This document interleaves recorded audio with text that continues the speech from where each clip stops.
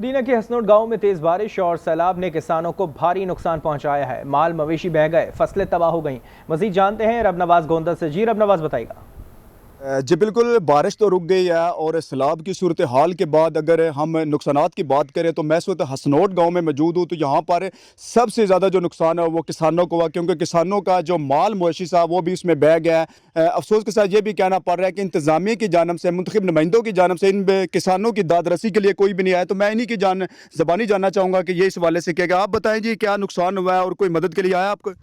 जी, कोई मदद करी नहीं आया। एक मेरे गांव का रहने वाला है, उसने 11:15 बजे आकर मुझे यहाँ से निकाला है। उस वक़्त पानी बहुत बुलंदी में था। बच्ची का जहेज़ बनाया था। मेरी एक ही बेटी है, बेटा मेरा नहीं है, तो वो भी पानी में बह गया है। काफ़ी परेशान है किसान और इनकी वज़ीर-ए-आला पंजाब और ज़िली इंतज़ामिया से ये अपील है कि हमारी दादरसी की जाए, हमारी मदद की जाए, क्योंकि ये मदद के मुंतज़िर हैं। काफ़ी इनका जो है वो नुकसान हुआ है। जी, इस गर्द में दरियाए सिंध में निचले दर्जे का सैलाब, पानी के बहाव में इजाफे से संदोज, कतपना और रंगा में सैकड़ों कैनाल, ज़रई अराजी और बागात ज़ेरियाब आ गए। सैलाबी पानी आबादी से तकरीबन 100 फीट के फासले तक पहुँच गया। तफसीलात जानते हैं कासिम बट से। कासिम, बताइएगा। जी बिल्कुल, मैं इस वक्त मौजूद हूँ दरियाए सिंध और संदूस के मकाम पे, जहाँ पे 2010 से दरियाई कटाव का सिलसिला जारी है।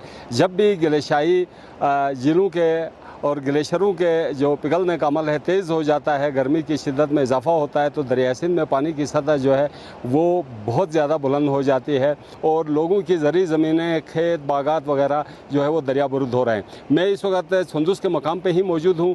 एक मुतासरा शख्स जिसकी ज़मीन दरियाबुरुद हो गई मेरे साथ मौजूद है, इनसे बात करते हैं। सैकड़ों कनाल ज़मीनें दरियाबुरुद हो गई है और फलदार दरख्त, गैर फलदार दरख्त अब तो हमारी बिल्कुल घर के करीब ही पहुंच गया। अब हम हुकूमत से ये अपील करते हैं कि कम से कम एक बंद जो है गेबंद बंद होता है वो यहाँ पे तामीर किया जाए। सैकड़ों की तादाद में हमारे दरख्तें गए हैं, फलदार दरख्त गए हैं, गैर फलदार दरख्त अब तो बिल्कुल हमारे घरों तक पहुँच गए हैं। जी, मुतासरा शख्स बता रहे थे कि पानी का बहाव इस हद तक बुलंद होता जा रहा है कि पानी जो है इनके घरों तक पहुँच रहा है।